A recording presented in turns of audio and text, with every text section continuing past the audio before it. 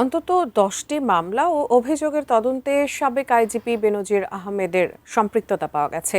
এ তথ্য জানিয়ে আন্তর্জাতিক অপরাধ ট্রাইব্যুনালের চিফ প্রসিকিউটর আমিনুল ইসলাম বলেছেন, দেশে ফেরানোর পর রিমান্ডে নিয়ে জিজ্ঞাসাবাদ করা হবে বেনজিরকে।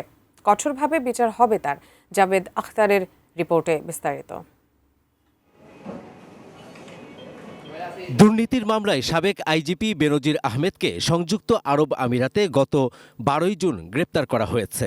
রোববার জাতীয় সংসদে এই তথ্য জানান স্বরাষ্ট্রমন্ত্রী সালাহ উদ্দিন আহমদ। অতি দ্রুতই তাকে বাংলাদেশে নিয়ে আসা হবে। সোমবার দুপুরে আন্তর্জাতিক অপরাধ ট্রাইব্যুনালের চিফ প্রসিকিউটর আমিনুল ইসলাম এক সংবাদ সম্মেলনে বেনজির আহমেদকে দেশে ফেরানো নিয়ে কথা বলেন। তিনি জানান, এমন কোনো দুষ্কর্ম নেই যা বেনজির করেনি। তাকে দেশে ফেরাতে পুলিশ সদর দপ্তরের সংশ্লিষ্ট শাখায় চিঠি দেবে প্রসিকিউশন।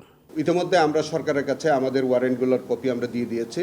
কোনো জায়গায় শেখ হাসিনার চেয়েও বেশি পরিচিত ছিলেন বেনজির আহমেদ। এমন কোনো কুকীর্তি নাই যেটা বেনজির আহমেদ করেননি।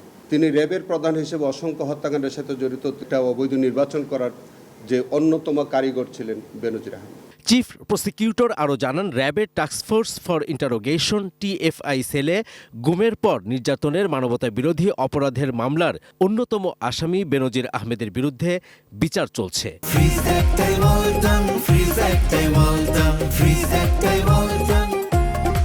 এছাড়া তার বিরুদ্ধে আরও বেশ কয়েকটি অভিযোগের তদন্ত চলছে বলেও জানান চিফ প্রসিকিউটর।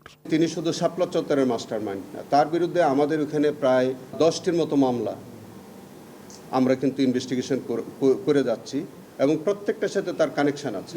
তাকে যদি বাংলাদেশে আনা হয়, আমাদের এই ট্রাইব্যুনালেও তাকে আনা হবে। যেগুলোতে বিচার চলছে সেখানে হাজির করা হবে, যেগুলো তদন্তাধীন আছে সেগুলোতেও তাকে রিমান্ডে নেওয়া হবে। সর্বোচ্চ কঠোর হস্তে এই বিচারটি সম্পন্ন করা হবে তার বিরুদ্ধে। Javed Akhtar, ATN news, Dhaka.